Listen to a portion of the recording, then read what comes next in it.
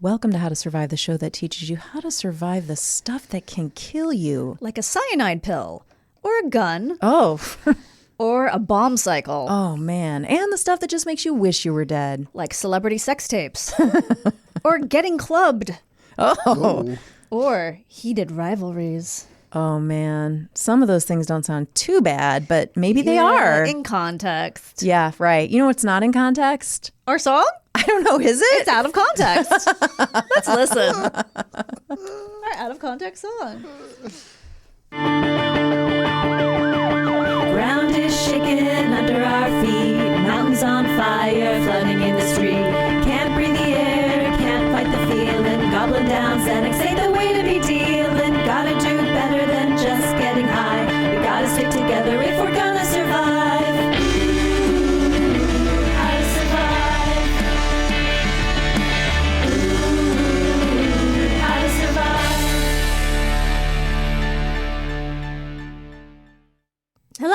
Oh, hey, welcome to the show. Welcome to the show yourself. It's called How to Survive. You know what's funny? Tell me. Today we're both wearing concert tees with sweaters, with Oh cardigans. my God, we're doing it. Right? We've got style. We do. So you know what my new favorite video I'm obsessed with, category of videos that show up on my feed? Babies and dogs? No, it's thrift shopping, Okay. where people like, you're never going to believe what I found for $60. And then I got this haul. And then they showed like the ugliest fucking shit that you can't even believe. And they're like so excited that they got this. Will you send me one the next time you have one? Yeah. I want to see So these. there's- I've never seen one of these. I mean, I in some cases, okay, I take your word that this would cost a lot of money. Yeah. It's still hideous. And Yeah. in other cases, it's just like, so a white polo? Like, why are you Okay. excited about? It's just so bizarre to me. Are these the youngsters? Yes, but then there's also the what do they call them? Charity shops in England, where the people seem to be older and they're more discerning. And then the other offshoot of this kind of video that I keep seeing is, Yes. Now that you've hit the you've touched the algorithm. is people styling themselves. Yeah. And then they just add layer after layer after, okay, and then I paired it with this, and then I put on this. So I wanted to do like a mock one where I just put like everything I own in my closet on at once, so you can't see the original thing at all, and then it's just covered. Please make that video. It's just so funny to me. It's like, okay, you have overstyled this outfit. It looked good 3 layers ago. Take a couple layers off. It's so funny to I me. want to see these. These sound fun. It is. It's a good diversion. Well, I'm really excited because today we're going to talk about how to survive a heated rivalry. How is that segue? Well, it is because you're overheated when you put on all those layers. You really are. You really are. Is this TikTok for you or is this Instagram? So they show up on Facebook, which I guess means it's Instagram. Yeah, Yes. that's probably true. And then I have been on Instagram more lately, so I guess they show up there too. You're enjoying the gram. Enjoying it's a double-edged sword, because then I just feel like I'm part of the problem as I'm scrolling and I can't stop. I'm brushing my teeth and I can't just brush my teeth. I have to look at a fucking video as I'm brushing my teeth. Yeah, because what if while you're brushing your teeth, you had a thought Right. that was sad? Or I mean, I feel scary? like I allow myself enough of those. It's not like I'm super shut off from my sadness. you feel connected enough to your sadness. I think I'm aware of what makes me tick. I've done a lot of You've done a lot of research in that department. yes. Yeah, same girl. Well, I love to hear it and I love to see it, and I'm excited to see some of those videos. I will show them to you. And I'm excited to see your version of those videos. I don't know if I'm actually going to do it, but If I may. Yeah. Recently, Yeah. you did that Victoria Beckham video. I loved it. It was You so could turn that into some type of a TikTok/Reels.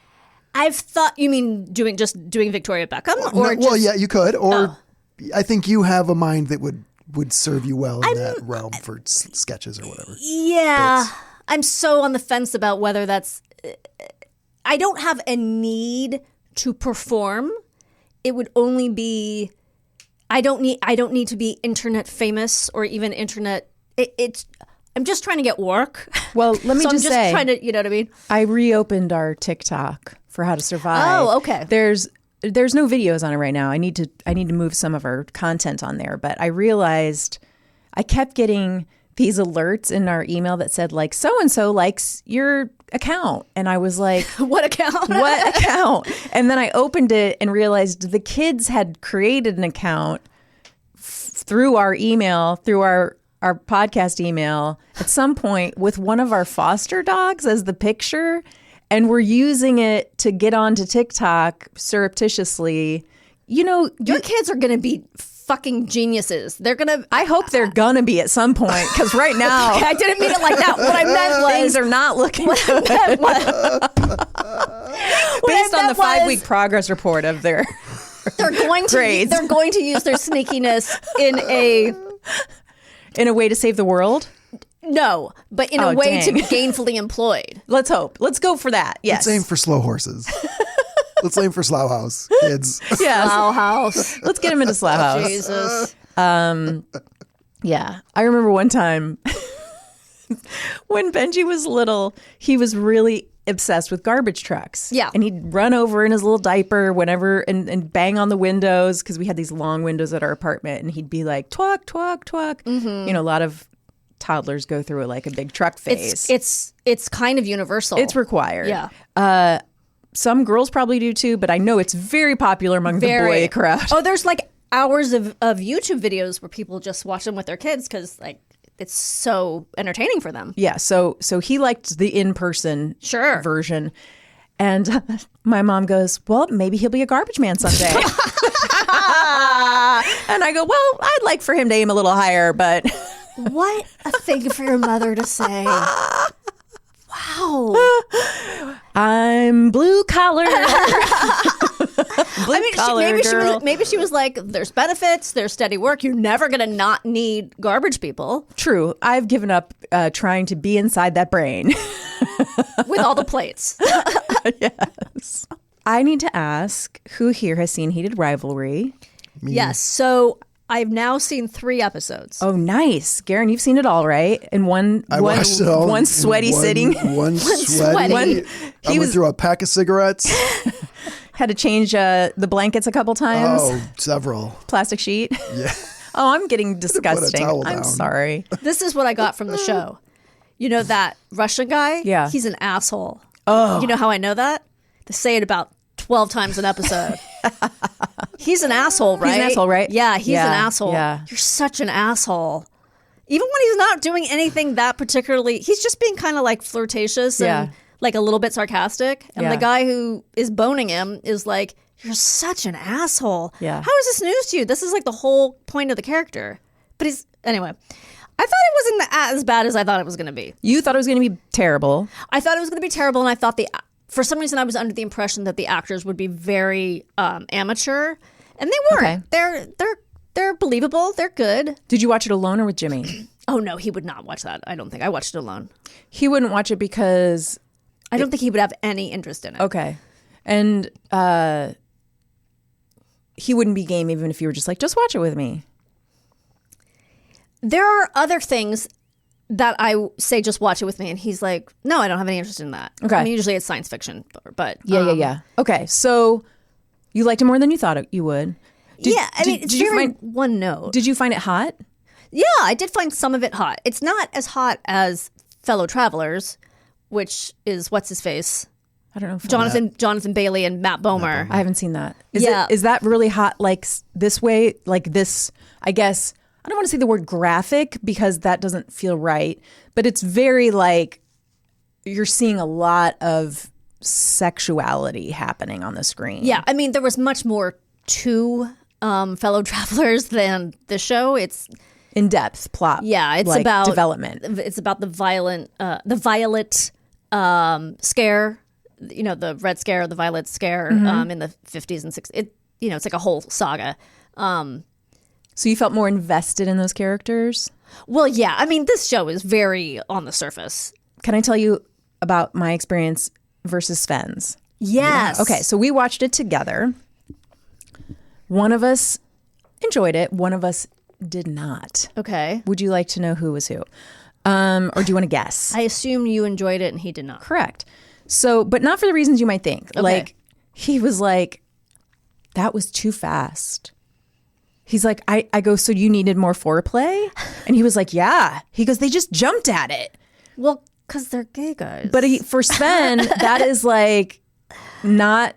Oh, that's funny. He wanted Not it, hot he for wanted, him. He wanted more, what's the word? Courting. More foreplay. Okay. Yeah. He's like, I don't get that. He's like, I don't get that at all. Wait, do you mean more foreplay as in literally in the moment, or? Yes, literally in the moment. Oh, okay. And just like, well, I think he also was approaching it from like a quality standpoint of like, he was like, I didn't like how the dates just kept popping up of like 2 weeks later and 4 weeks later. And it kind of made me he's laugh. like, I think just the show's bad. He's like, I just think the show's bad. And I was like, okay, I don't know that this show's being watched for the quality. I think it's more about like, it's hot and it's like two really hot guys who are having hot sex with each other. He's like, yeah, I didn't. He goes, well, I guess I'm not gay. And I go, but they're like sexy. Two sexy guys having sex with each other. That's kind of hot. But he did not have that experience. I found it kind of hot. Mm-hmm. Not as hot as Wuthering Heights. And I don't think that's because it's like, oh, it's a man and a woman and that's why I found it hot. I think the chemistry for me in Wuthering Heights felt and it was a slower burn. It was like two people pining for each other and you have to wait, and then there's a buildup of a lot of tension, and so you have to be made to wait in this torturous way, where in this it's a little bit different the way it happens. I think for me the thing that made it not hot was that they were so young, that they were kind of boyish to me. They were so boyish. I mean, that's interesting. They had really incredible bodies, and I was like, oh, these are nice bodies to look at. Yeah. But they still seemed like kind of like kids in a way to me, that made it like I was like not as into watching it. Have we gotten this show out of our system to get into the topic? Yes. Because the topic is ice hockey. how to survive losing your tooth when a hockey puck. Oh, no. This is, guys. So specific. It's so specific. It's when your incisor is knocked out from a hockey puck from the other team. We're going to talk about how to survive a rivalry. It could be a very heated rivalry. And I am so excited to tell you about it. Okay. So let's talk about some rivalries. Okay. First, listen to this. Historical rivalries. Yeah. Alexander Hamilton, Aaron Burr. Oh. Right? Mr. Burr, sir. Fools who run their mouth wind up dead. Yep. Sports rivalries. Uh-huh. Yankees versus Red Sox. Yep. What's another one? Karen, you know a sports rivalry. Actually, Jimmy and I were just talking last night about, I don't know if we saw a commercial for something. I can't remember what it was about, but it was how Scottie Pippen was called Robin to Michael Jordan's Batman. Ooh. And I said, because I don't know anything about it. Yeah. And I was like, Jesus Christ, that's insulting. And he was like, oh, he's bitter about it. And I'm like, right, because if he were on any other team, he would be Batman. Yeah. Like, he's this incredible player, but he was always in. Yeah. And apparently that is part of The Last Dance, that documentary about Michael Jordan, which I haven't seen. But, okay. I'm sure it's really good. Yeah. I think there's you didn't say Pistons Bulls, right? I think that was a big rivalry. That's a big one. Yeah. Mm-hmm. Ohio State versus Michigan. Yeah. Friend. Yeah. This is one of my favorite ones.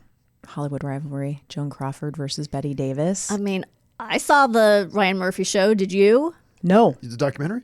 I actually really liked it. I haven't seen that one. It was fun. But I love that. That's a good one. Yeah, it's crazy. There's, another good one is Olivia de Havilland and Joan Fontaine. You mean the sisters? Yeah. Bitter. Well, why are they so mad at each other? They're sisters. They hated each other from birth, I think. It was like one of them was so Makes me cruel. so sad. One of them had a child die and the other one didn't even go to the funeral. Like Christ. when Olivia de Havilland, which I don't remember which one died first, but the other one was like, finally the dragon lady has died. So Olivia de Havilland is Scarlett O'Hara, right? No, she's Melanie Wilkes. Oh, that's Olivia de Havilland? Yes. Oh, who am I? What the hell's her name? You're thinking of Vivian Lee. Thank you. Okay, Olivia de Havilland is the other one in Gone with the Wind. Melanie Wilkes. And what is Joan Fontaine famous for? Suspicion, Rebecca. Oh, gotcha. And they're both very acclaimed, Yeah. class actresses. I think they're actually characters in the Ryan Murphy thing I was just talking about. Maybe I will watch it's sort it. of from what I remember, it's sort of done in the framework that these old, Hollywood ladies are being interviewed. Okay. So I think that they're characters. Oh, now I want to watch I it. think you're right. Right? I think at least Olivia de Havilland is one of them. Who played her? I don't remember. Probably Sarah what's her face? I was Paulson. going to say probably Sarah Paulson. It might have been. She plays every character. She plays Betty. She plays Joan. God, I would pay to see that. She could. I'm blanking. I know it was Susan Sarandon as Betty, but I'm blanking on who it was as Joan Crawford. All I can picture in my head right now is Mildred Pierce with Joan Crawford. You mean the Mommy movie. Dearest? Mildred Pierce they did as a movie too with the English actress from Titanic. Oh, they redid it. Whoever. Kate Winslet. Yeah, they did it as a film. And I know I saw the actual movie too, but I can't remember it now. TV, Walter White and Gustavo Fring, which you don't know about because you haven't watched this. I know. For some reason, I don't understand. Coke versus Pepsi. That's an interesting one if you ever look into the whole story of that. We could do a whole episode on it. Yeah. Maybe you'll do that one sometime. All right. I don't know how it ties into our show. I have no idea. But you know what? We can always find a creative way. One that hits close to home for many of us, sibling rivalry. Hopefully not heated. That's illegal in most states. So I went to the Harvard website to learn more about sibling rivalry. Braggart.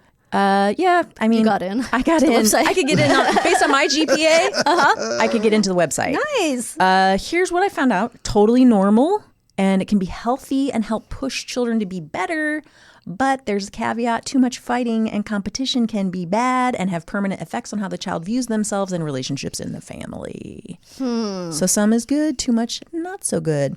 I'm going to tell you about a study from 2021 that showed that sibling bullying is linked to a lower sense of competence, life satisfaction, and self-esteem in young adults. There's also other existing research that found bullying by a sibling doubled the risk of depression in early adulthood. How can parents make sure they're creating the environment for the good kind of rivalry, right? And not the bad one? One parent specifically, who may be me, would like to know if she's too late. Well, I was going to say just have one child. I mean, too late for me. That's how I avoided it. I know, smart move. I'm about almost 14 years too late for that. Right. I cannot put it back.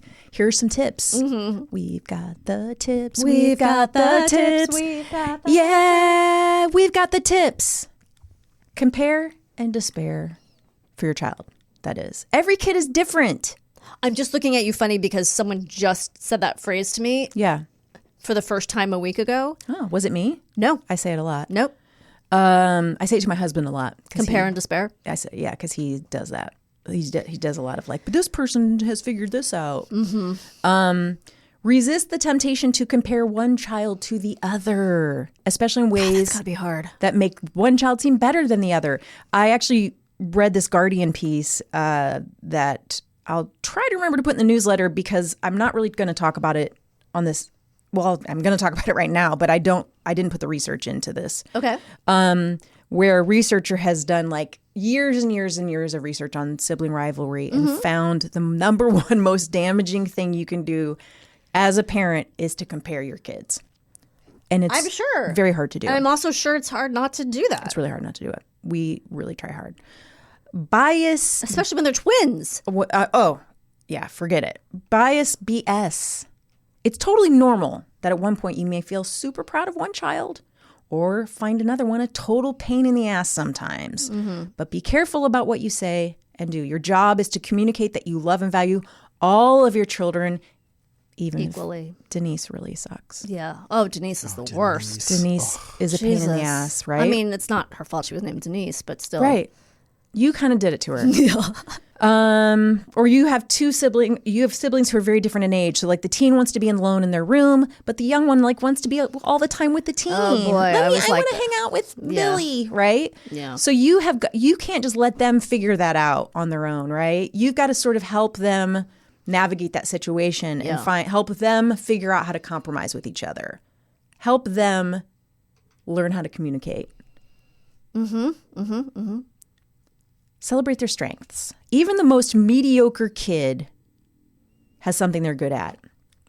And guess what? I don't think there are any mediocre kids. I think all kids are full of magic. Not Denise. Not Denise, though. Oh, but she's a pill. Here's what I would say to people who don't like kids. Don't have them? You're missing out. Yeah. I don't think you need to have them. Right. But like, there's so many mediocre adults, but they were pretty cool kids, but life kind of crushes the magic out of people.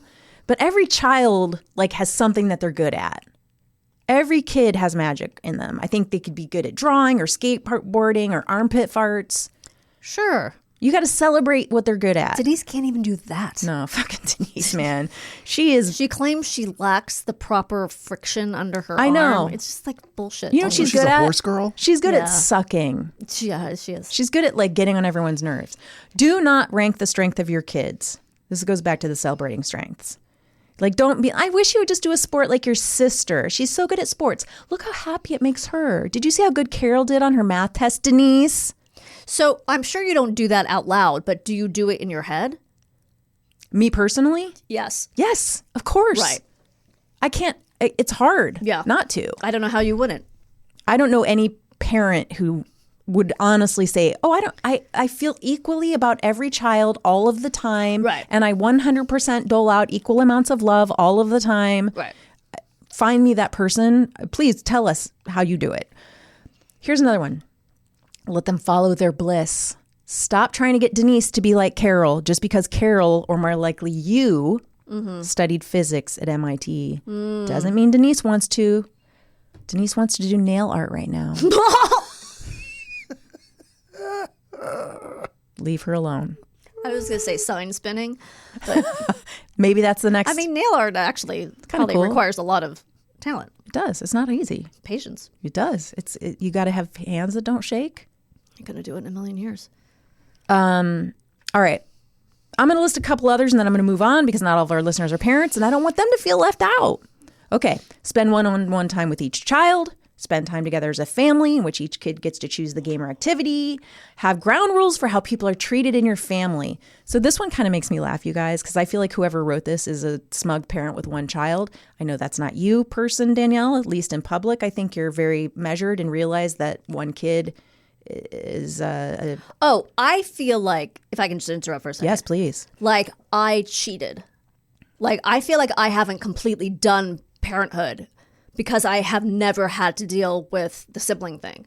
Well, I think it's like it's different. It's like two people having a child is different than having multiple kids. It's a totally different experience. That's what I'm saying. No, I agree. I don't think it's cheating. I think you're just having a different experience. I'm just saying I recognize how much more complicated and how many more momentary decisions and like by the minute decisions and thoughts and expressions I would have had to do had I had more than one kid. But whenever it says like something like have ground rules for how people are treated in your family, it's funny to me that like as if one when like our kids are fighting, as if we never said to them like, right. Hey guys, it's not okay to do this. Right. You know, in our family we value kindness. And like there'll be advice books that actually say stuff like that. And it's like, oh, thanks. We never tried telling our kids they should be nice to each other. It never occurred to you. I'm like, did somebody who's only had one kid or never had kids write this book? Right. Because they'll literally say like, what you need to do is you need to get to their level and look them in the eye and say, honey, in our family, we don't hit. Literally, that would be in books about what to do if your child hits someone. And I'm like, yeah.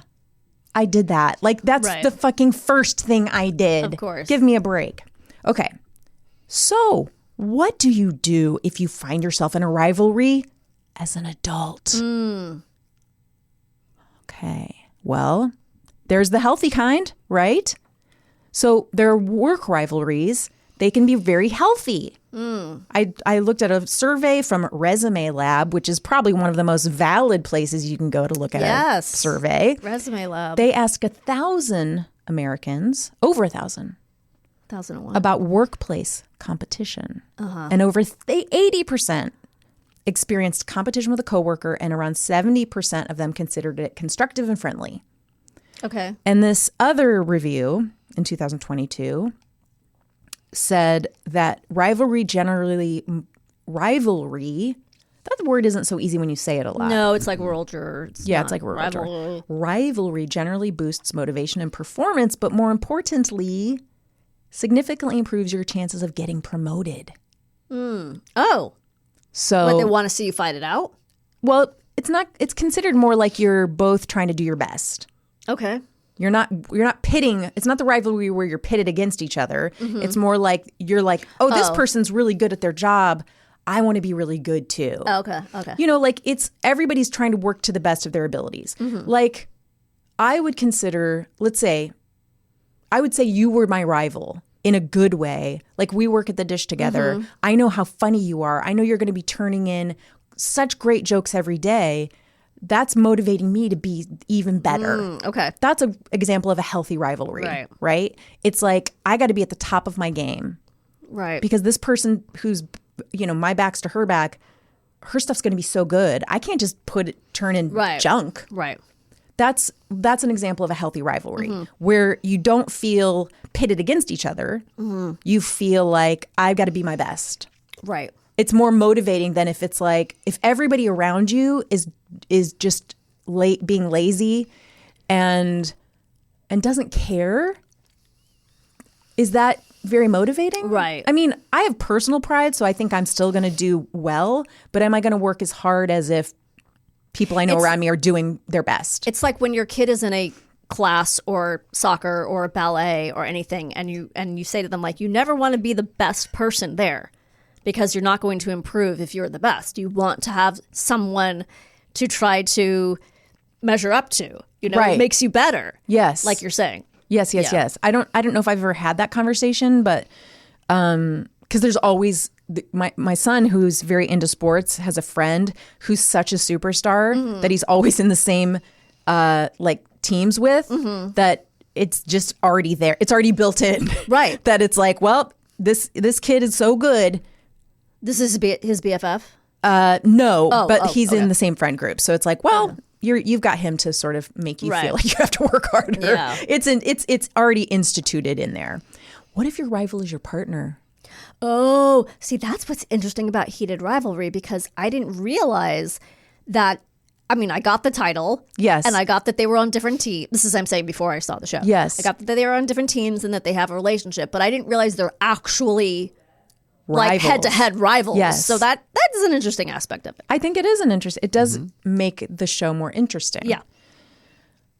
Okay, so this one's interesting, I think. You guys can be the judge. It can be okay, depending. Okay, so what it boils down to is two things. Do you have good sportsmanship? And how competitive you are. And I'm interested to hear from both of you if you have anything to say about this. So here's a caveat. If you're continuously losing to your partner, this might start to drain you emotionally, especially if your partner revels in the victory. Okay. It's not your job that you get to leave at 5. Like if you have a toxic rival at work, at least you get to leave at the end of the day. If it's your partner, this can start to really drain you and make you feel insecure and exhausted and like want to divorce them. So how do you turn rivalry into a relationship strength? So think about the kinds of back and forth teasing you and your partner might have about like some fact or another, whatever it is. It's like, an answer on Jeopardy and you think you know it and he knows it and you're both kind of teasing each other. You might hate losing, but maybe you also have some pride about how smart your partner is. Like if you were always the one who knew everything about everything, you'd feel maybe kind of bored. Yeah. Like that sparring can be a little fun. And how about your partner? Do they seem pleased that they've become involved with someone who's so smart? A healthy competition between people willing to show good sportsmanship can be bonding. If instead you and your partner become entangled in bitter arguments, like if you're like, well, I think the earth is round And they're like, no, I saw that. I have this meme that shows like Antarctica hasn't really been explored and it's actually an ice wall. And so I think that kind of shows it's flat. And then you kind of go, You're saying that like it's not true. I was going to say, you're saying that like you've looked it up.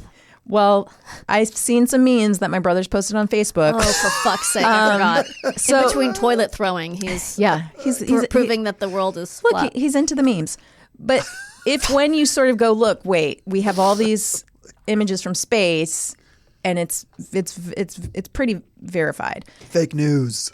That's maybe not a good example because when you're dealing with people into conspiracy theories, there's no winning. But There really is no way Let's say it's different. Let's say it's something different. It's like who's going to win the Super Bowl? Okay. And there's a clear winner. Scripted. Bad Bunny is the clear winner. And if the other person that loses is such a poor sport about it, or the one who wins is like rubbing it in, it's not fun. Right. It's miserable. And then you don't, it doesn't become a fun thing that can make you feel closer and teasing. It becomes like a bad experience that you go, I don't want to do this with you anymore because you're a real poor sport. Right. So, anybody want to speak to that from their own personal experience? Or you can both say pass. No, I was just going to say, like, Jimmy and I are, for all intents and purposes, in the same business. So Yeah.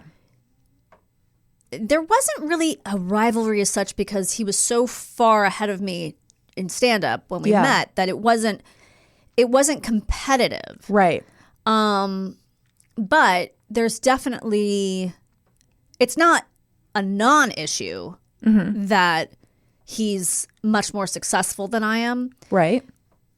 I think, but I don't feel bitter toward him. And he's so wildly supportive of me that it's not really an issue. But it's hard not to feel like, oh, so I am my mom and I married my dad? Like exactly the same thing? So it is a little tough when you're in the same Industry. line of work. Yes. Yeah. It's also sexism and cultural and not specifically the two of you that a lot of men and women, the woman's career goes by the wayside because of children and because of the world we live in is much kinder to men's careers than it is to women's because the same thing happened to me, even though my husband's in a different business, Yeah. that he still got to have his career Right. that was big and beautiful. Yeah. And I had to go, well, somebody's got to raise these Someone's kids. got to pause. Somebody's got to pause. And it made sense that he was making more money. Right. That it was me. So not to minimize what you're saying. No, I fully, that's part of it. Who knows how much a part of it is because, you never know what could have happened. What if I didn't have a kid? What would have happened? I mean, I have no idea. Yes. But yeah, there's always, it's a little bit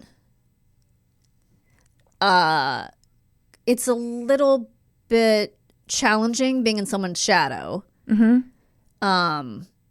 And having to introduce yourself as, yeah, I'm Jimmy's wife, like for people who don't remember and, that can be a little bit exhausting, Yeah. but I don't really think it's like it's definitely not my main like concern or point of contention or anything. That makes total sense to me. But if we were doing the exact, like if we were both stand-ups or we were both writers, Yeah. I could see that being really like kind of crazy. Yeah, for sure. Like- for sure. So going back to the rivalry with your partner, and then we'll wrap that up. Like you might have not even been aware. So if you're in a rivalry that doesn't feel good, Yeah. first, just recognizing that you're in one can be the first step, right? And there can be all kinds of way to be in a rivalry with your partner. It can be about your children's affection, your careers, keeping your house clean. There's no rivalry like that in between couples. So name it, and then you can look for ways to reduce the intensity. How do people who don't have a sense of humor stay married? I always wonder this. That's a good question. I got so mad on Sunday, you guys. You know what? I'm going to talk about it on the bonus because Okay. I got so mad that like by Monday, Sven was already making fun of me. And like he kept coming in and going, it was something else that you know what, it was about this quilt lady that I yelled at. Did I ever tell the story about getting kicked out of the quilt shop? I don't think so. You get kicked out of a quilt shop. So the very nature of a quilt is it's the peaceful softest and landing. cozy. she's on the cover of a magazine. So this is the woman who I said expletives at her face. Okay, so give us a little understanding. She owns a quilt shop, and I got kicked out. I'm going to tell the story on the bonus because it's so insane.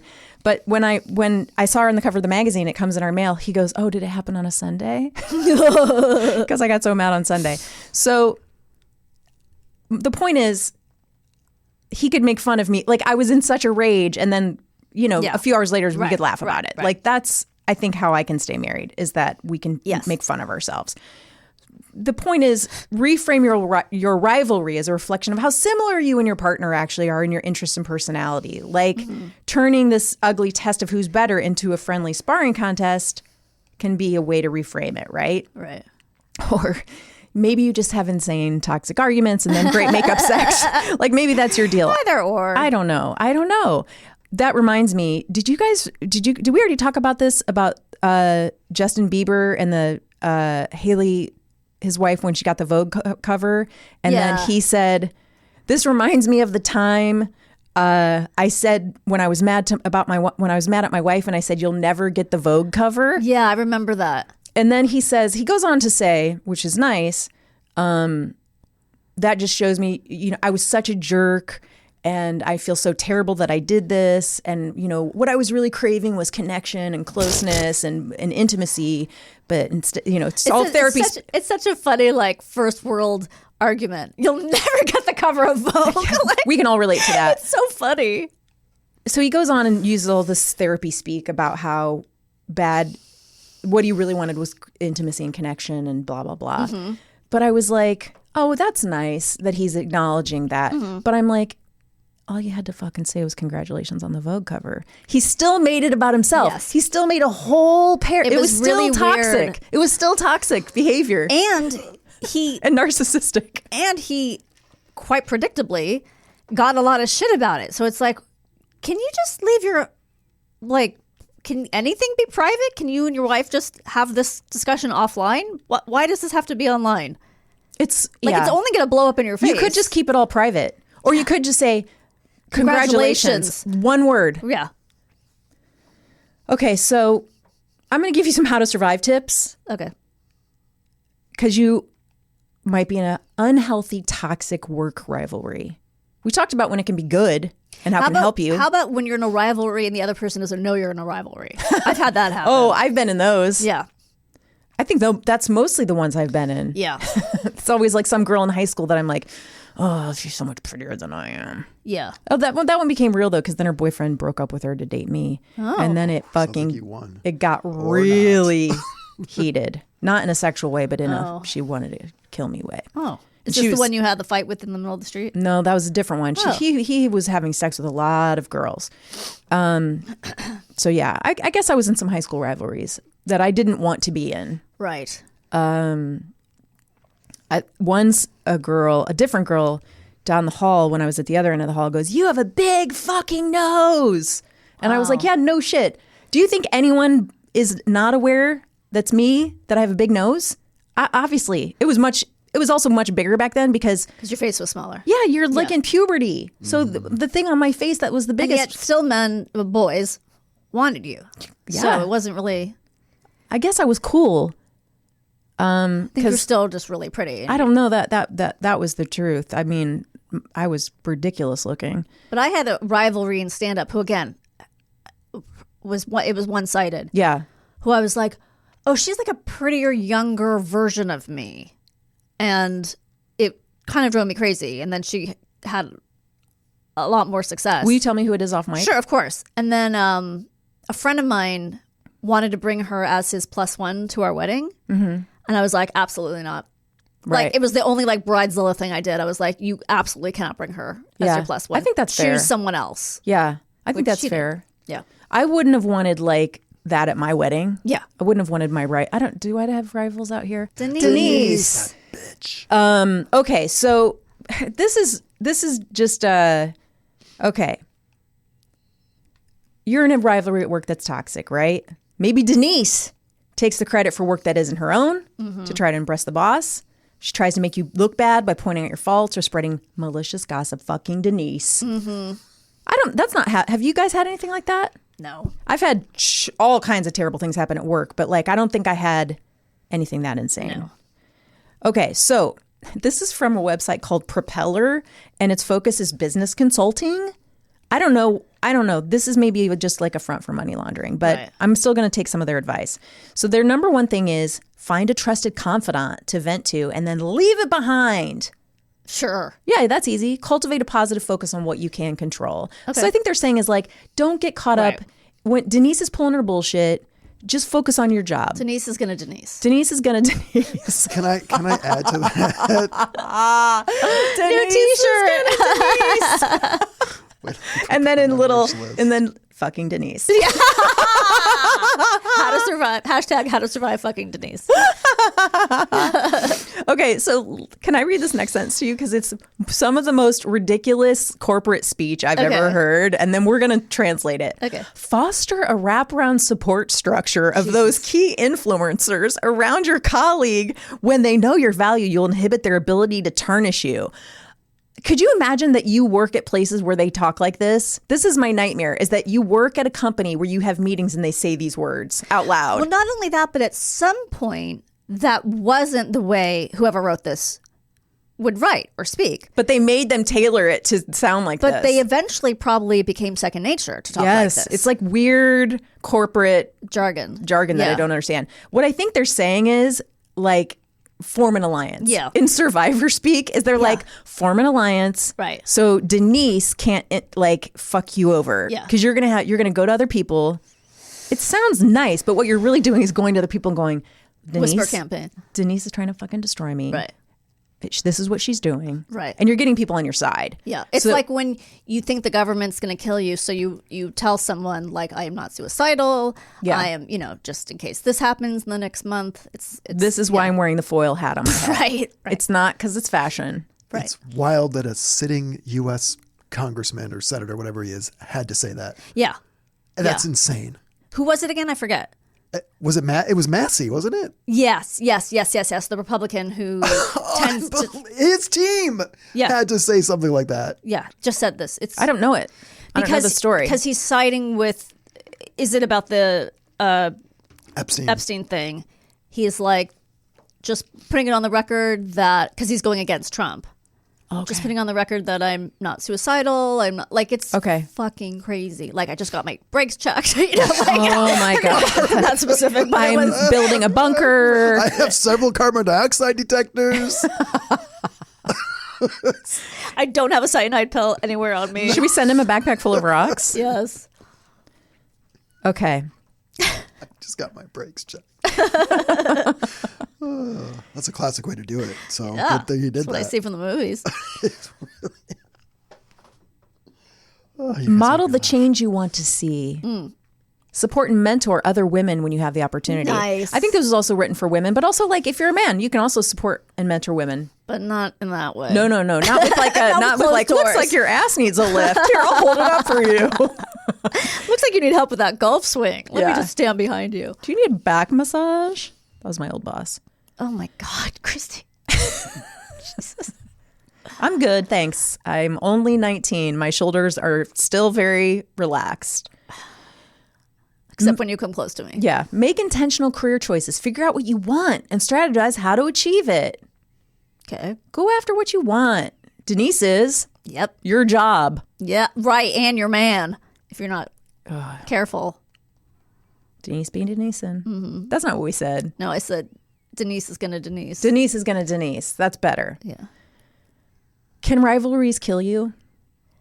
I bet. From the stress. Absolutely. See Hatfield and McCoy? Oh, damn. You didn't. See yeah. the Montagues and the Capulets? Right. There's a story from Brazil about a referee who stabbed a soccer player. And then what they did to the ref is so gruesome, you guys. I can't go into detail because we will lose listeners. Really? But maybe I'll discuss it on the bonus when we talk more about rivalries. Like I said, it's I do think when we did the bonus horse episode, we did lose some listeners. So I'm almost scared to share this story. Okay. But I do have a great story to share with you guys. It's one of the greatest rivalry stories of all time. I wonder if it's what I'm thinking. I'm going to share it after the break. I'm so excited. It's called a tease. It is I a tease. love it. It is a tease, and I'm so excited to talk about it. So should we take a break? Let's do it.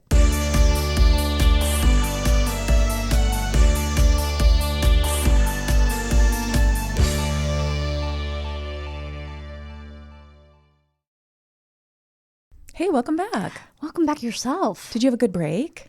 I did. Oh, I feel so much better. You feel refreshed and revived? All those things. Garen, Yeah. you those things too?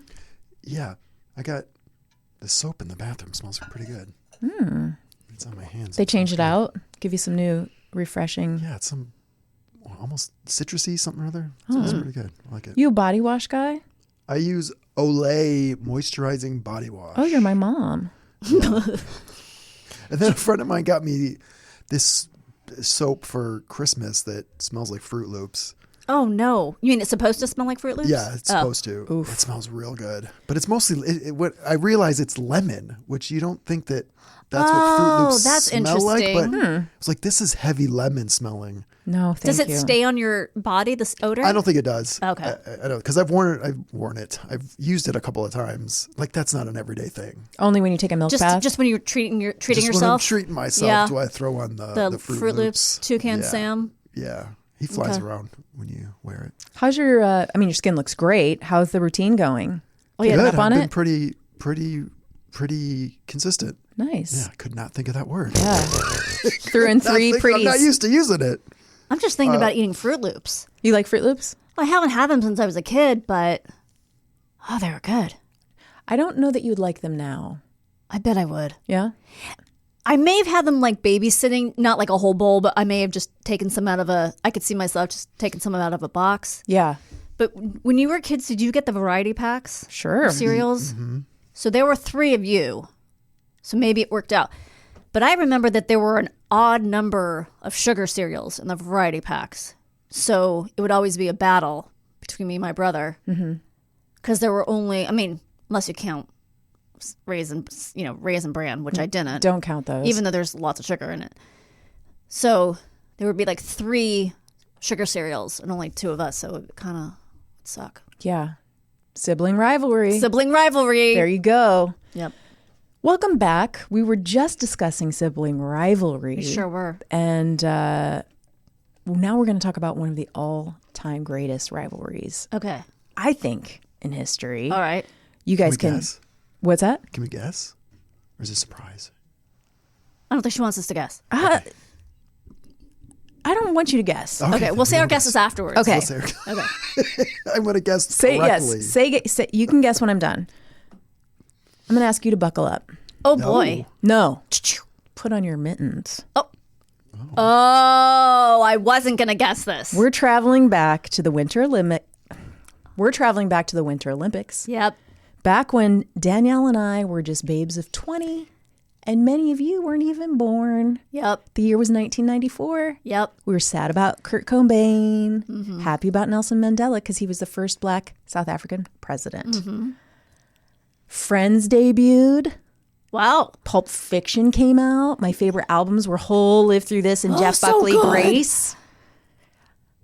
I'm going to guess Danielle's favorite albums that year were Beastie Boys and Green Day's Dookie. Yeah, but I actually really loved Hole, Live Through This, too. I love that album. I would go if they came out and did a tour. I would go see I would them go with live. you. Well, let's do that together. That's a deal. Garen listened to the soundtrack of Fraggle Rock.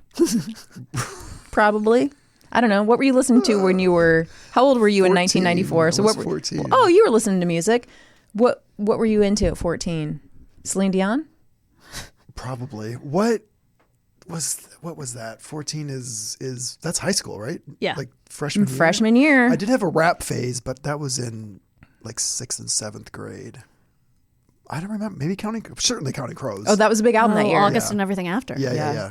Okay. The other thing that was very big in 1994 was ice skating. Yep. So big, in fact, that these names are legendary even today. Oksana Bayul, Michelle Kwan, Christy Yamaguchi. And maybe you go, who are you talking about? No, but no one listening, I guarantee, does not know the next two names of Nancy Kerrigan and Tonya Harding. Nancy was considered the golden girl.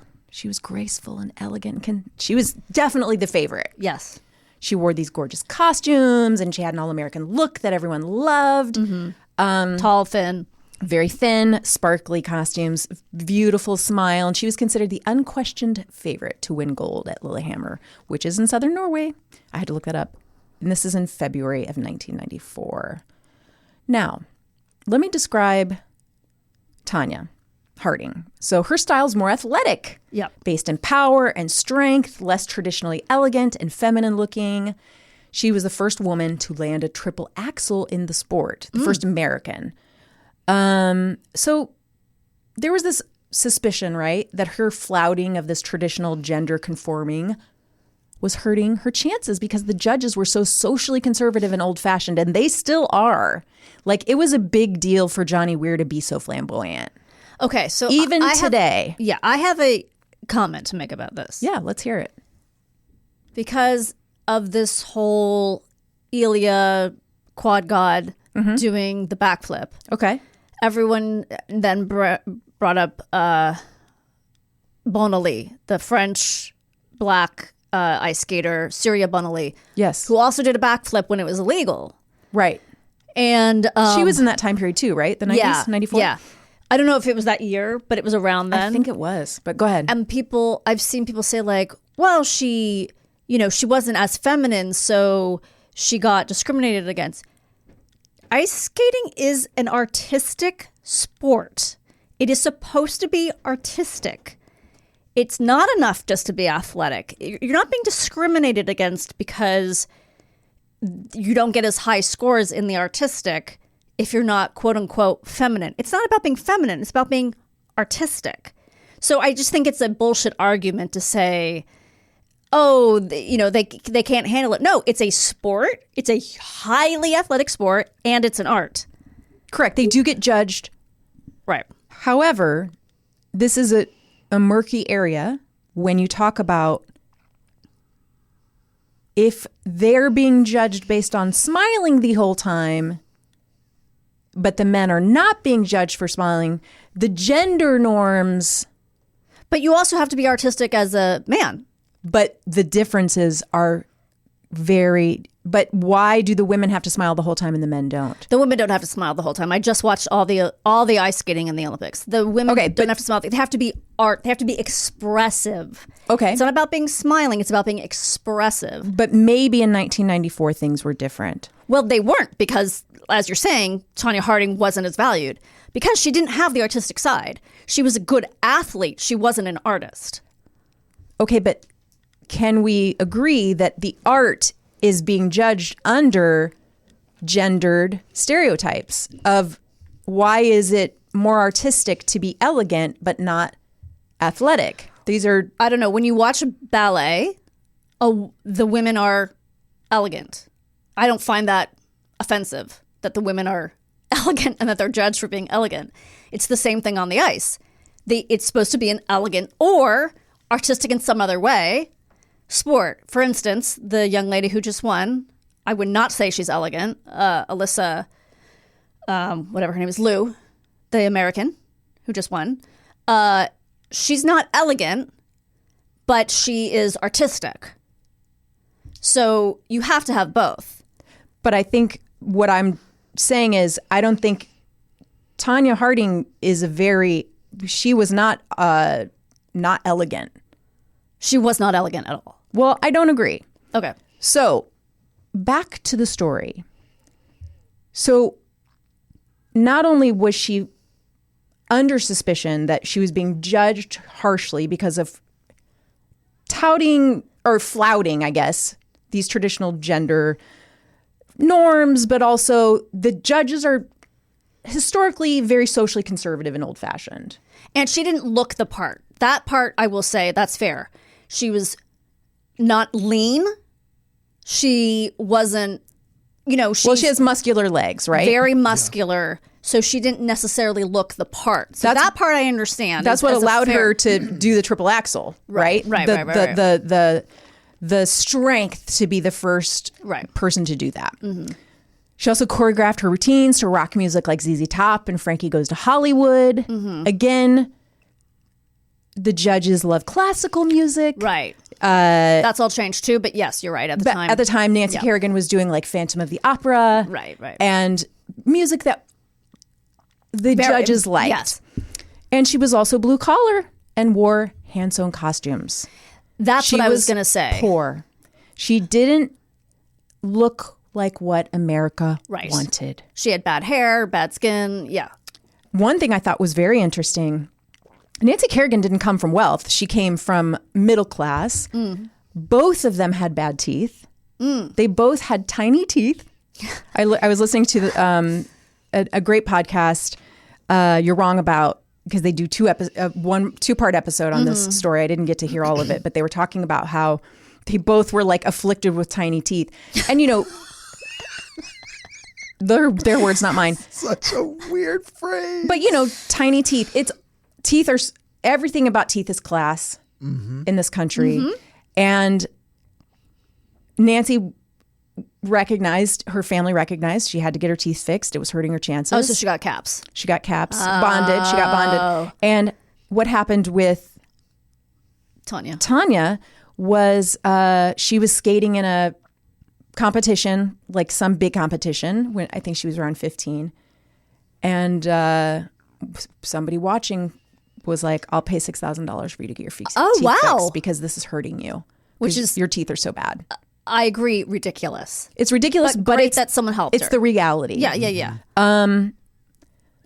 Okay, so what we know now that we didn't know then was that Harding had a very tough life. She was physically and mentally abused. Her mom used to beat her with a hairbrush after she was done skating when she didn't like how she did. Her mom was a very severe alcoholic who would come to every competition with a thermos full of gin. Yeah.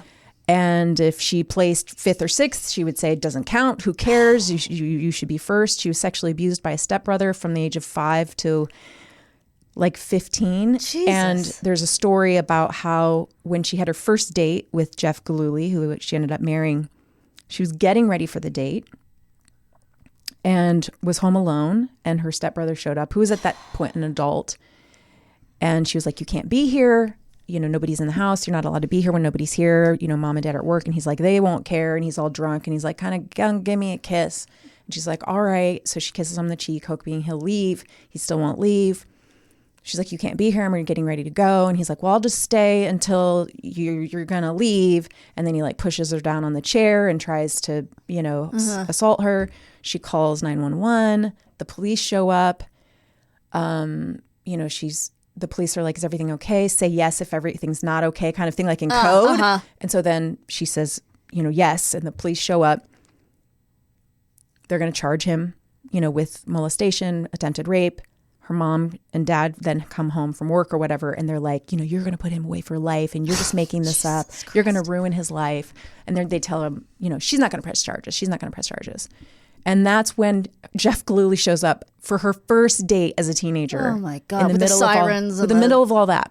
So that's a fun anecdote from her. It's just amazing she got as far as she did, right? With that kind of background. While she's as a teenager, like while she's skating, because she'll get up every morning before school from like 4 to 6 a.m. She skates. Then she goes to school. Then after school, she skates. She also works part-time jobs in the mall at one of those like mall restaurants called like Spud's Potato Shack or something. So she's also working to help pay for the expense of all of it. It's, from what I understand, a very expensive sport. Yeah, and she's very poor. Ice time and coaches and choreographers and costumes and skates. Skates. Yeah.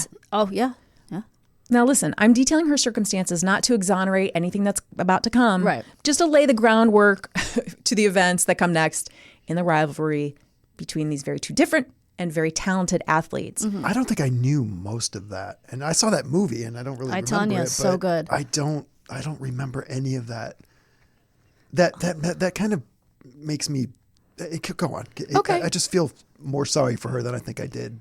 Nobody in the did. past. Nobody did. So one thing, we'll get into it. But so the United States Figure Skating Championships were to be held in Detroit that year, just 7 weeks before the Olympics, on January 6th.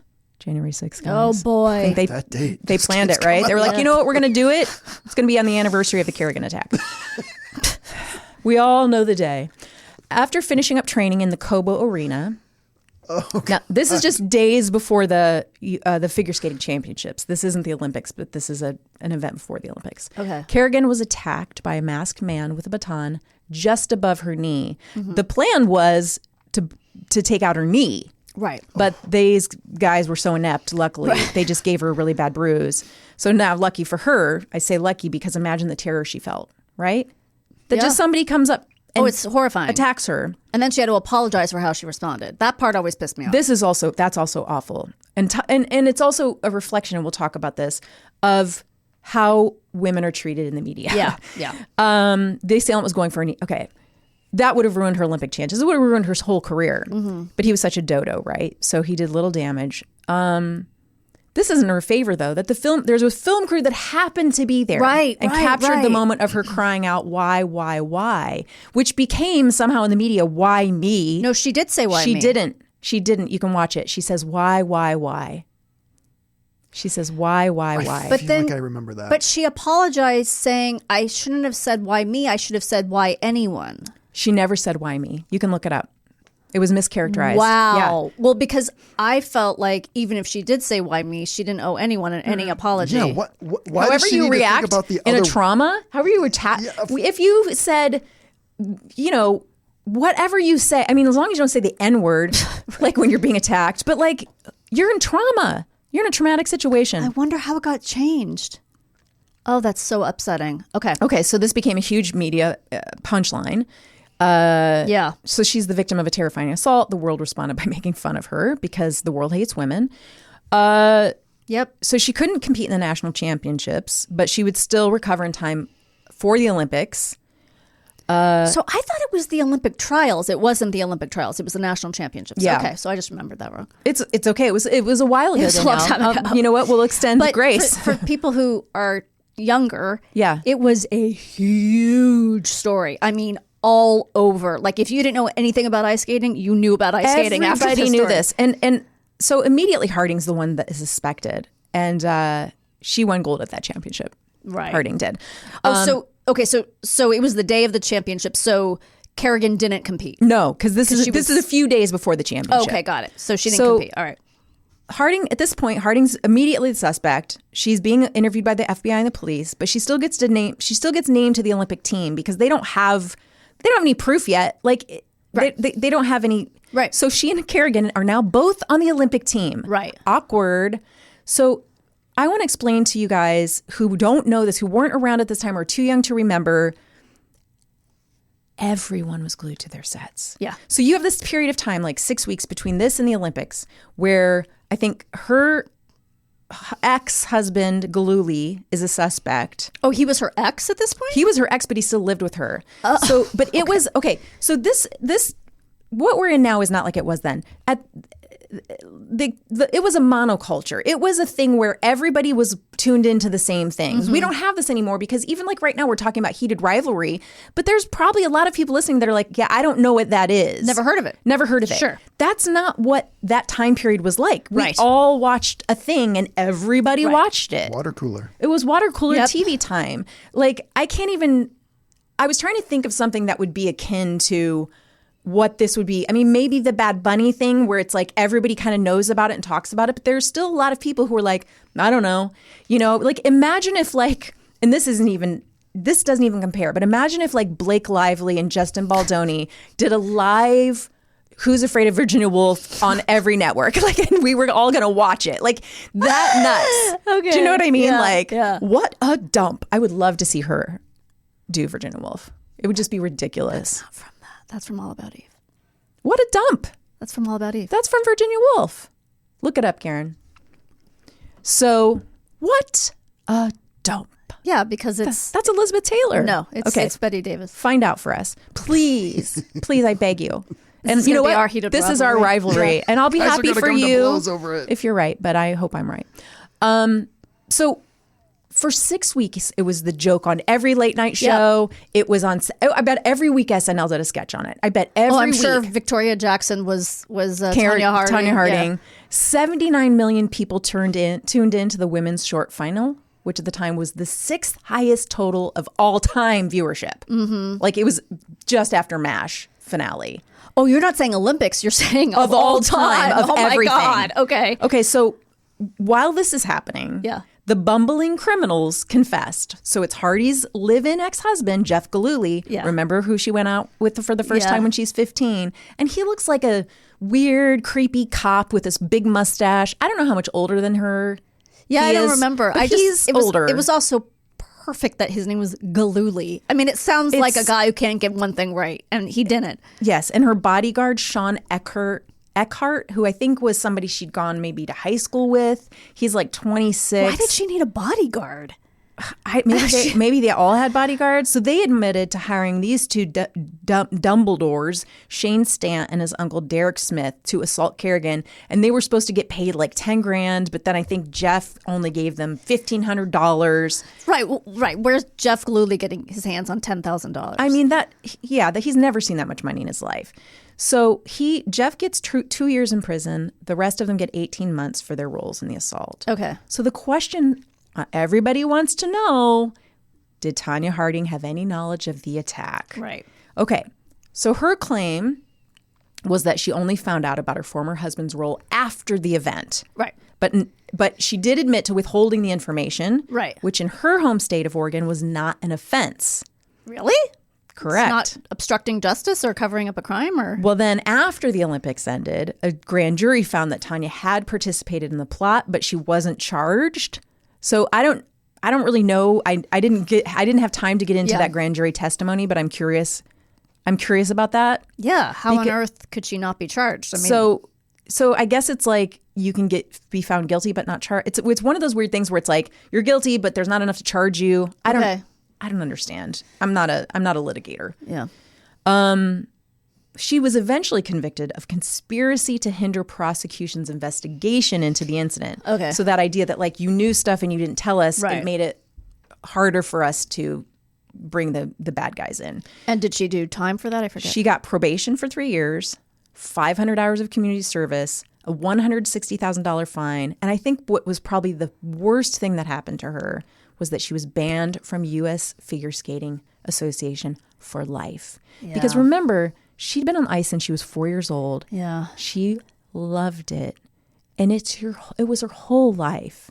How old was she at the Olympics? 20? 23, I think. 22, somewhere between 20 and 23. So she possibly could have done another Olympics, but she definitely could have done other nationals. And but also she can't even like teach skating. She can't like Wow. be on the Right. ice. How would you want to know? She can't have Scotch on the rocks. No.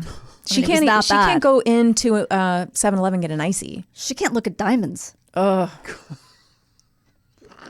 And who doesn't like to look at diamonds? Let's be honest. I mean, they're pretty. Forever. Forever. Yeah. Well, how did they do in the Olympics? Would you like to know that? I know how they did. Tell us. No, this is what I remember. You tell me if I'm right. Okay. First of all, Oksana Bayul from Russia did the White Swan and the Black Swan from... Oh my God. Good She did memory. the White Swan maybe for the short program and the Black Swan for the long program, something like that. Your brain is fine. She was stunning. Mm-hmm. She is the ultimate. I never thought Nancy Kerrigan was that impressive, honestly. Oksana Bayul was gorgeous, did everything beautifully. Beautiful jumps, everything, and artistic. Tanya gets out there. I'm not sure if this is the short or the long program. She starts skating and her her bootlace comes Yes. undone. It broke. It broke. I wonder if someone gallooly'd the lace. Maybe. And she got permission from the judges to restart. But beyond that, I don't remember. I think Oksana got gold and maybe Nancy got silver. And I'm not sure what You're happened with so Tanya. correct. So Kerrigan wore the same dress that she was assaulted in Oh, God. Okay. and skated away with silver. The gold went to Oksana. Tanya was booed through her performance. Oh, God. Boy. And she restarted her free skate because of a ripped lace. And I remember her sobbing. She went on to finish 8th, and then she was banned. Did she fall? I don't remember. She must have I not. don't think, it's like, I can't even think about watching that. Like, I think it would make me feel so heartbroken. I remember vividly the photograph of her with her skate up, going like this, and her face, sobbing. Yeah. Ugh. Nancy's doing great.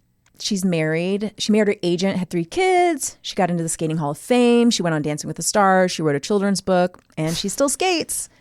Tanya, she's had a bit of a rougher journey. She reconciled briefly with Gululi. Oh, no. And they released a sex tape.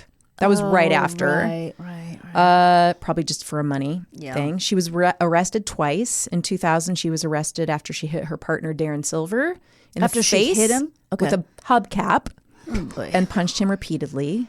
Why do people say she's inelegant? I mean, she's a scrapper. Hurt people hurt, and was later sentenced to 3 days in Clark County Jail. 2 years later, she received 5 months of probation for failing a sobriety test after she crashed her pickup truck into a ditch. That year, she appeared on Fox's Celebrity Boxing. I remember that. God. Competing against Paula Jones. Remember that? She was the woman who sued Bill Clinton for sexual harassment. Jesus Christ. I mean, you gotta make money. Then in 2010, she wed Joseph Jens Price. They had a son. And she was always told she could never have a child. Oh. And so she is very happy, according to a friend. She also competed on Dancing with the Stars. I didn't know that. On 2 seasons. What? In 2018, alongside Sasha Farber, she came in 3rd place. Okay. Well, that's a good paycheck. In the following year, she won season 16 of Worst Cooks in America Celebrity Edition, earning $25,000 for the charity of her choice. Which is her. Well, it should be her, yes. I know. I wish it was actually St. Jude's, but I feel like it should be her. St. Jude is the name of her son. She's a busy working mom. This is as of 2024. She has been working as a custodian for 2 businesses. Whoa. Yeah. But so you're saying she was in some legal court, found that she did have prior knowledge and was involved. I mean, again, this is something coming out of Oregon, and I didn't read this grand jury testimony. Okay. But there's Why Oregon? That's where she's from. But the crime happened in Detroit. I don't know. That's a good question. Maybe the payment or the planning. Maybe? Yeah. Yeah, maybe the planning of the crime happened That's there. a good question, though. That's a really good point, and that's a good question. I love you both. I would highly recommend, if people are more interested in this story. I wanted to watch the 30 for 30 documentary on this, but I couldn't stay up that late last night after Heated Rivalry. I was just like, oh, too hot and bothered. I got to take a cold shower and go to bed. But there's the 30 for 30. There is the really great podcast You're Wrong About that has a 2-part that gets really into the like. Oh, I may have to listen to that. Excuse me. And then there's a good article from Linda Holmes, who's a NPR pop culture person, and she writes about the narratives of the Tanya and Nancy narratives, which talks about really how in that time period, it was really just there was no way you could win as a woman like you can now. And how it was really just the world was deciding in this situation, who's the bitch? Right. Like, it's like, well, we know Tanya's a bitch because she's trash. So it was like nobody likes her because she's white trash. But then it was like, well, actually, maybe Nancy's the bitch because she whined when she got hurt. And This is the other thing. And she's a princess, so she's a bitch. She went to Disneyland. She did a commercial or something where this is Nancy, she was in the Disneyland parade and she's seen waving and smiling and she's muttering something under her breath about how like lame it is or something. Okay. So that also made her hated. Oh, and there's a part, that's a really good point, where she's waiting for Oksana Boyaul to like fix her makeup. They're in like some sort of maybe line. I'm trying to find it. Where basically people maligned her then. She was a bitch because she seemed impatient. Right. Because Oksana you have to be perfect as a woman. Yeah, so it just became this sort of princess versus trash. Right. And be as a convenient narrative instead of like, these are 2 fucking athletes. Men don't have to be talked about this way. They don't have to have every move of their No, you're right. of their life judged, their behaviors. It becomes a beauty contest of like not who they are as athletes, but like, is she doing her hand right? Is her makeup perfect? Is she smiling enough? Like there's, or just like she's trash and we hate her because she's poor or because she's not a nice person. I mean, it was a big deal.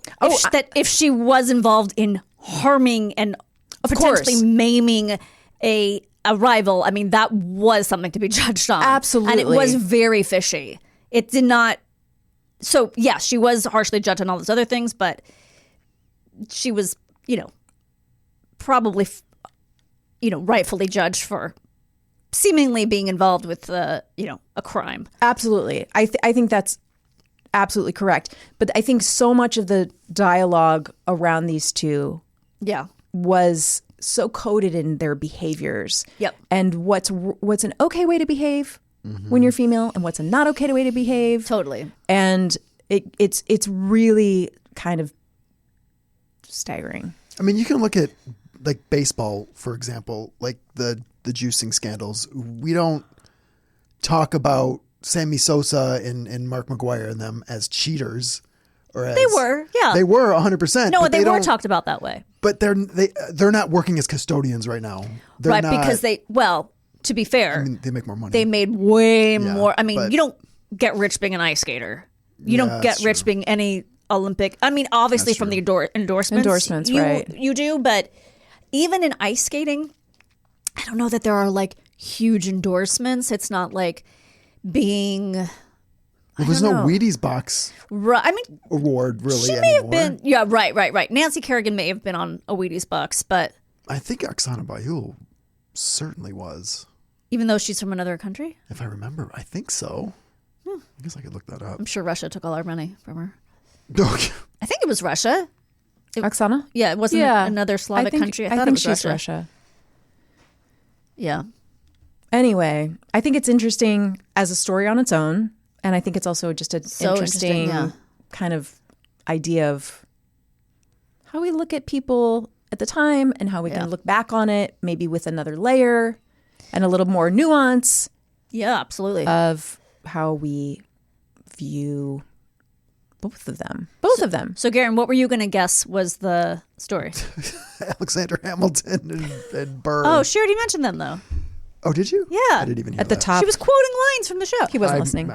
I think I was trying to make. He a was on note Tinder. of something. I thought it was going to be the cheerleader, the woman who killed her daughter's cheerleading rival. Oh, right. You know That's that a good story? one. Yeah. Yeah. That's fucking crazy. Yeah. Well, we got to save that for another Yeah. episode. All right. Well, That's it, man. that was so good. That was so interesting. We will be back with what did we learn today?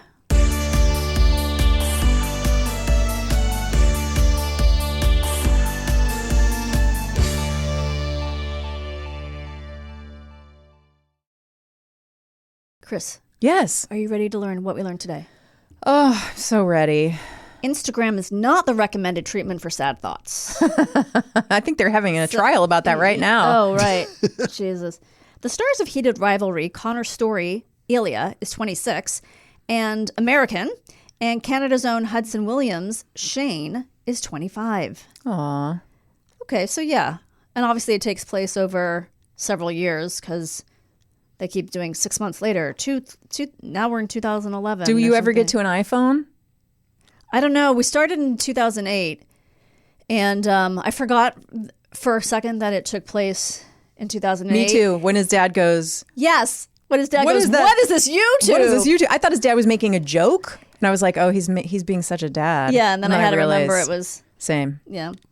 Feud, Betty and Joan starred Susan Sarandon and Jessica Lange, Oh. respectively. Oh, Catherine great. Zeta-Jones appeared as Olivia de Havilland. Oh. Yes. One of the keys to good marriage, laugh. In work situations, take care with who you confide in. Everyone wants that bag, and some might use your words against you given the opportunity. That bag? Is that an expression? That I Money. know? Yeah. Oh, okay. Oh. Promotion. We're just learning from Garen. Your work bestie might be the rival you don't know about. Uh-oh. I'm going to keep my eye on Garen. American skater Terry Kubica performed the first and for many years only legal backflip in figure skating competition at the 1976 World Championships and the 1976 Winter Olympics in Innsbruck, Austria. The move was immediately banned by the International Skating Union in 1977 due to safety concerns and its two-footed landing.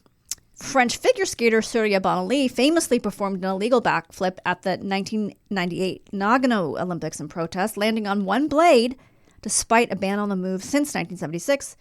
Known for her athleticism, she received deductions for the daring, unapproved move.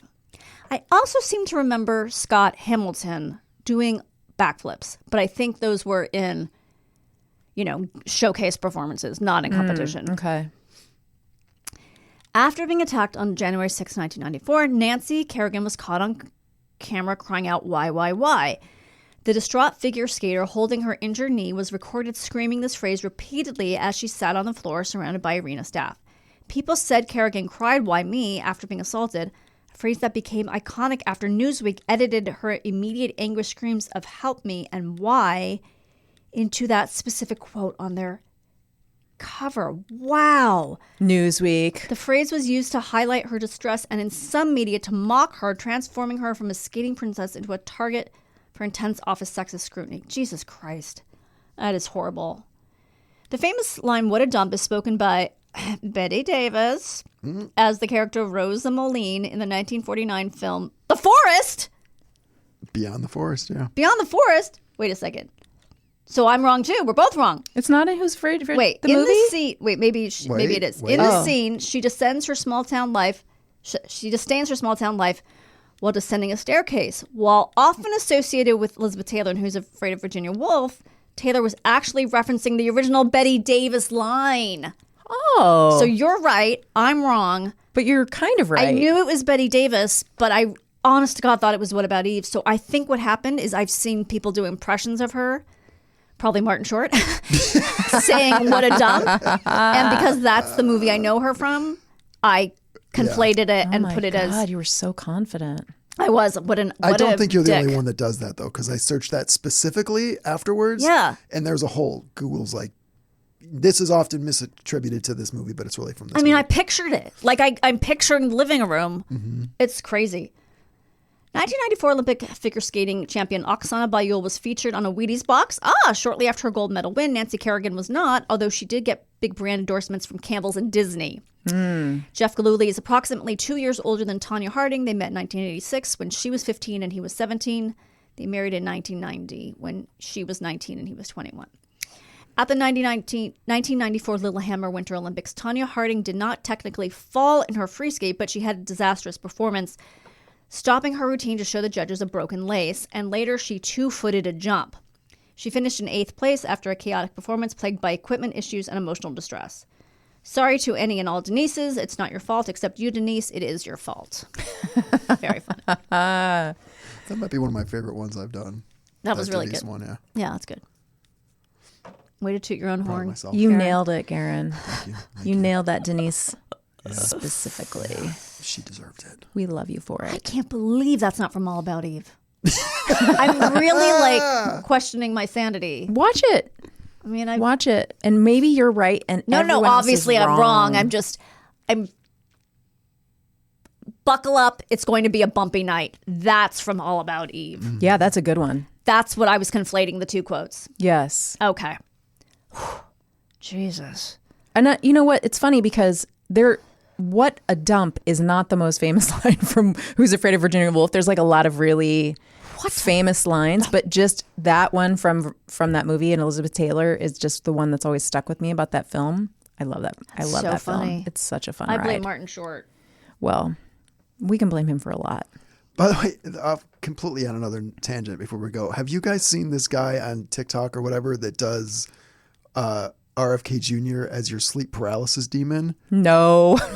Or RFK Jr. as your trip monitor or whatever the phrasing I may is? have, because God, it's so fucking I funny. may have seen the sleep paralysis demon, because that phrase. It's just him in darkness, just a dude standing there against a backlit door. He's like, don't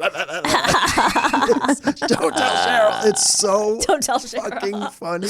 And then the where he's like your guide, he's wearing a praying mantis costume, and he's got a RFK Jr. filter, so it's like his face, and he's just, you took too much. It's so funny. Oh my God, I gotta that's send it to you hilarious. guys. It's so funny. Please send it. Someone did a split screen of, that, I'm sure you saw the Kid Rock The workout commercial? video. Oh, no, my- the workout video thing with yes. Kid Rock and I've seen too RFK. much of it. And RFK is doing like a cold plunge In his jeans. Yeah. And someone did a split screen of him and Funke, what's his name? From Arrested Development. When He's wearing the Never jean Nude. short, the Never Nude. The The jean shorts in the shower. Yes. So That's funny. perfect. Yeah. Oh, guys. Tobias. You guys. I could do this all I day. know, right? Well, we're about to. We are, but not for you, because for you now, this is ending. This is goodbye byes. This is bye-byes, but if you like more, listen to our bonus. And as always, Remain calm.